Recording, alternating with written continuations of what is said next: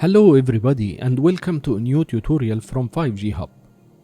Today we will review the IoT Connector application. In today's video we will go through all the menus and see how can we register a new account and set up new devices. The application is very easy to use and set up, as we will see. With no further talk, let's start by sign up for a new account. Click on the sign up link. This will open the sign up page to enter your name, phone number, and email address along with the selected password. Don't forget to review the terms and conditions before checking the confirmation box. When you are done, click on register. The app will send you a code via SMS to your registered phone number. For confirmation, enter the code to complete the registration and log into your account.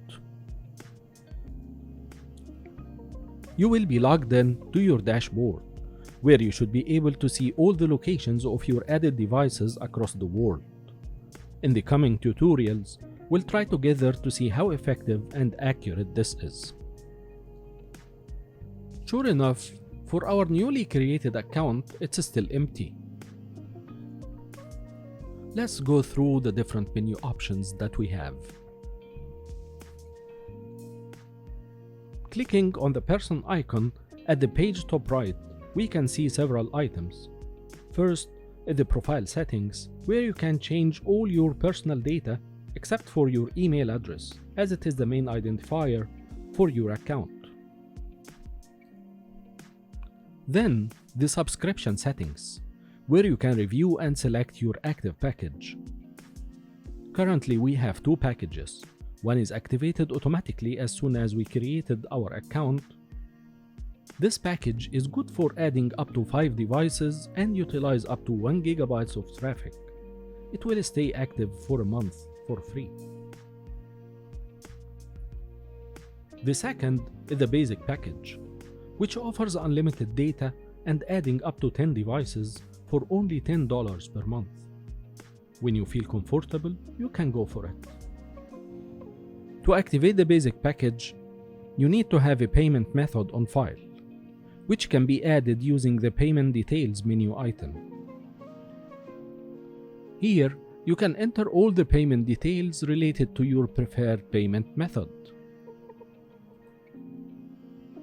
The bell icon will lead us to where we can find all the received messages or alerts from all registered devices. The gear icon is where all the action starts.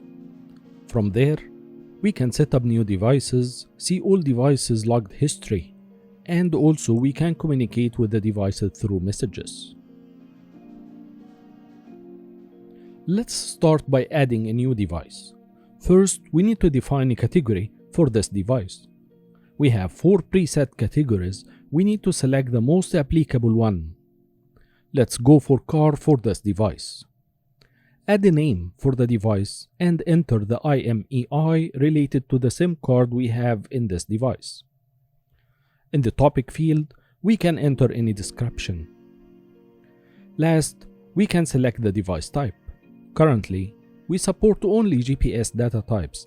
However, soon we should be adding temperature readings, utility meter readings, and parking space availability.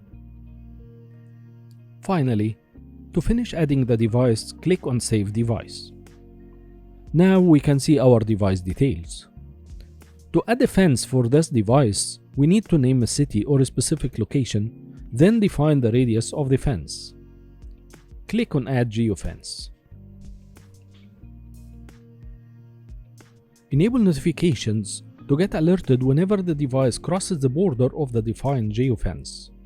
Note that you can define several geofences here. Looking at the left menu bar or main menu. From there, we can go to the dashboard at any time.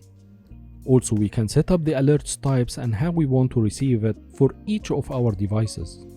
Alerts can be delivered by SMS or email. The dashboard will show you the locations of all of your devices at once.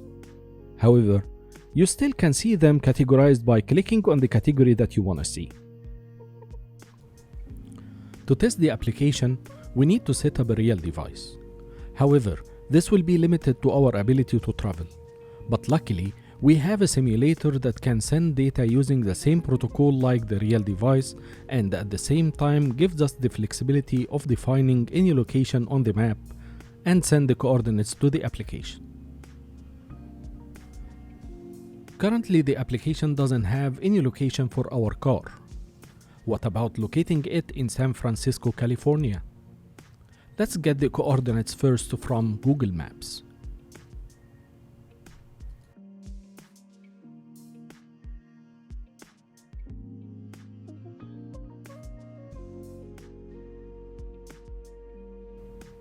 Now we can define it in the simulator and send it to the application. Wow, it's working! Now we can see our car at the defined location. What about trying to drive away? Will it work? Let's see. We'll follow the same steps like before. Selecting location from the maps, give it to the simulator and send it over. And here we go. Now our car moved to the new location. Driving further away using the same method, and the app still tracking us. But we see only our final location. Can we see all the movement history? Click on the View History, select the device, and yes, we have all the locations we sent to the application. Sure, if we have more frequent transmissions, we will be able to know which route the car took exactly. Let's take a look at the reports. If we selected our device, we can see that we have driven almost 1,569 kilometers, which is 975 miles. Sounds like correct for me.